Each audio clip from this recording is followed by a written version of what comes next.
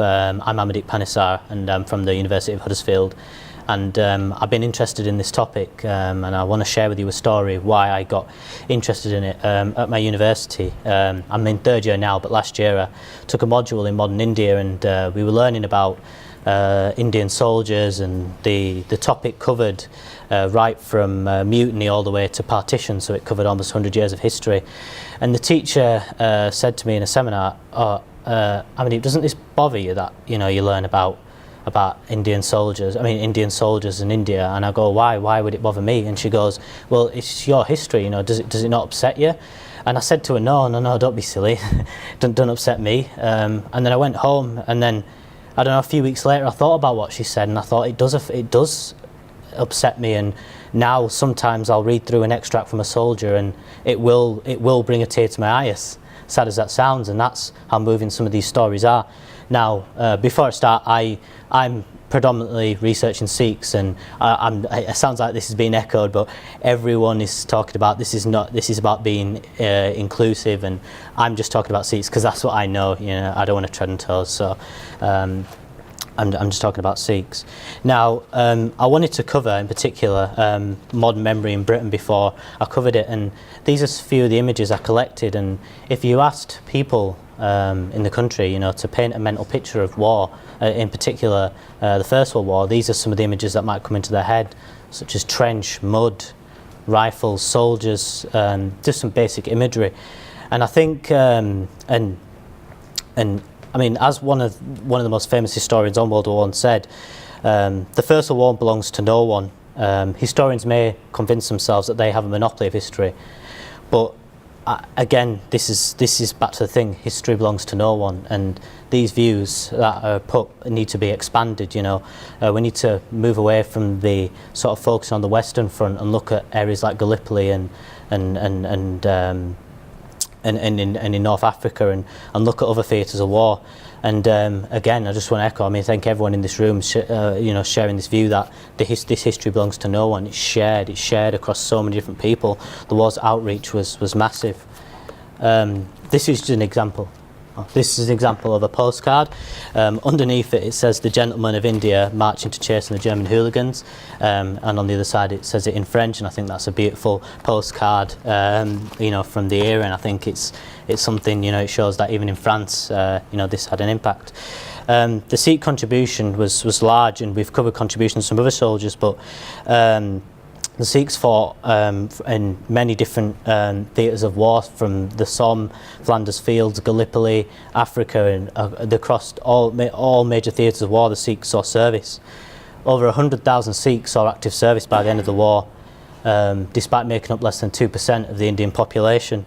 And this contribution was extraordinary, and again, it's another extraordinary story. And not to bombard you with facts, this is the last one.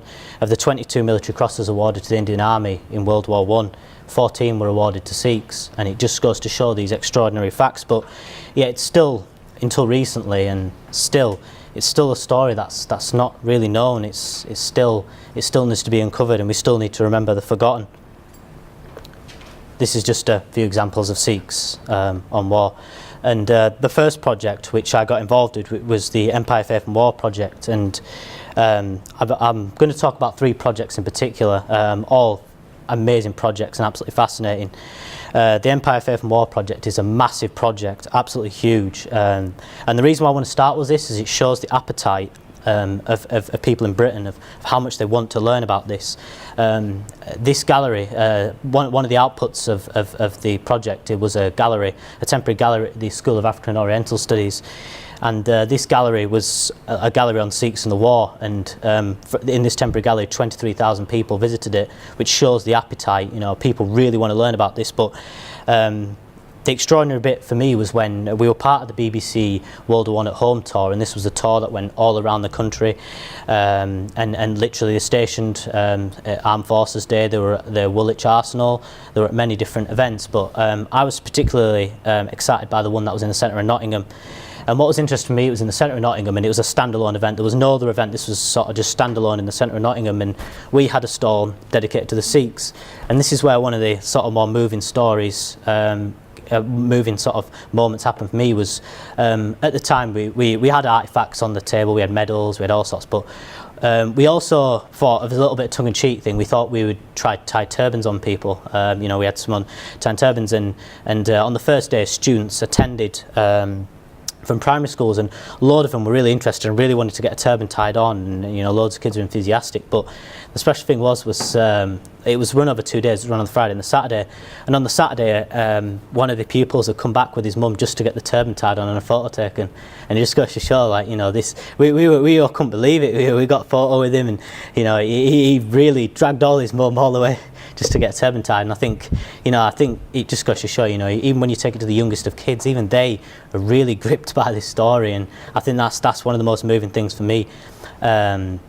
This project eventually aims to have outputs of a documentary film which is out next year, but I mean, like I said, I'm covering 3 projects, and I'm sort of classing this one as sort of more of a modern way of commemorating. And the reason why I say this is they're running a scheme called the Citizen Historian Scheme, and the idea is they recruit up to 1,000 people, and the idea is to train these people by about 15 core historians which are trained before, to try and teach these to go and research and to sort of look into their family history, if they've got any family history. And if they've not got any family history, we try and get them to adopt a hero. So you know, even if you're a non-Sikh, you can get involved, and that's a special thing. And eventually, it'll create a database which will be a memorial in itself. You'll have a massive encyclopedia of knowledge on the Sikhs by the end of it. And I think this is a new way of approaching it, trying to train people. And again, it's back to this point that history is not owned by historians, and I think everybody in the country has a stake in it. And I think this project is an example of that. The next project, and this is an example of the India Gate. I've just put this on because the Sikh Memorial Project is still in its infancy. And what the Sikh Memorial Project is in my local area of Huddersfield, there'll be a memorial dedicated to the Sikh Service of War erected there.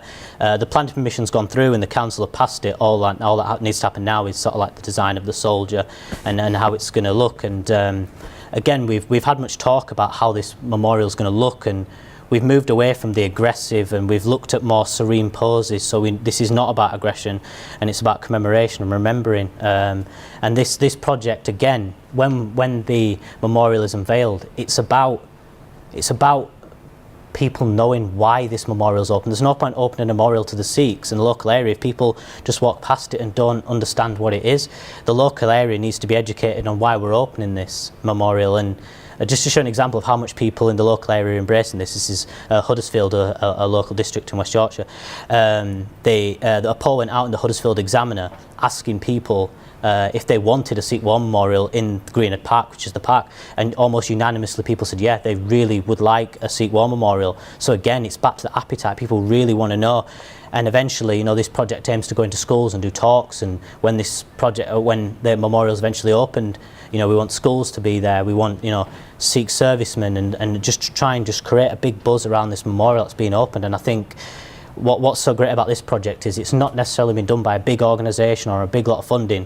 It's a few passionate individuals in a local area making a difference. And I think for me, this is why this project's so special. It's done by a few individuals that have decided, you know, none of them are historians, none of them are academics. They've just come together and, you know, they want to know more about their heritage and they want to open a memorial. And, you know, I think it's an absolutely amazing project. But I want to class this this sort of memorial as a very traditional way of remembering people. You know, you think back, memorials were opened back in, you know, when the war first ended, and, you know, again, it's trying to pull back that bit from the past into the future.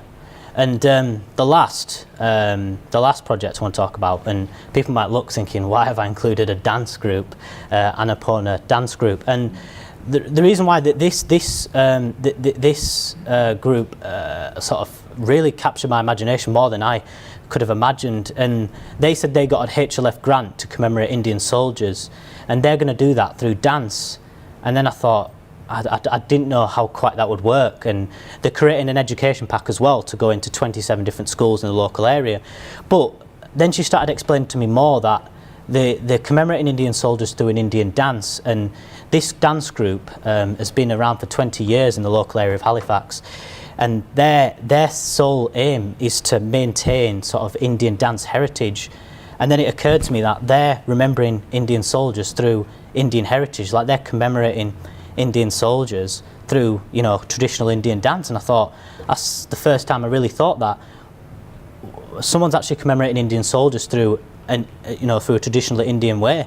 So although it might seem silly that I've included a dance group, I think it's just as important. I think it's just as important because, you know, it's a way of commemorating soldiers through a completely different way, and it's completely changed my outlook. And I think this group, and this is why I wanted to come here, I really wanted to share this, you know, the story of this group, because I just think commemorating soldiers in new innovative ways is fantastic through that Citizens Story scheme. I think memorials being erected is fantastic, but I also think there's other ways, more traditional ways, and typically Indian traditional ways that can be used, and I think this is a perfect example of that. And yeah, I mean, the thing, just to sort of conclude, I remember when it was 2013, a lecture was held at my university, and it was called Whose Commemoration, and basically it was questioning whose commemoration this is, who is going to be remembered in this commemoration. And I remember Baroness Wazi at the time, who was a minister, said, you know, it isn't, the war belonged to everyone, Tajindas and Tariqs were there too. And I didn't think this would actually come into fruition, but I've just seen all these projects, and the fact that we're all here today proves that, you know, the Asian contribution is being remembered. And, you know, I'm fully confident by 2018, you know, people will be so wise to the Asian contribution, and I feel so special to be involved and to be part of this group here. And, you know, thank you, everyone.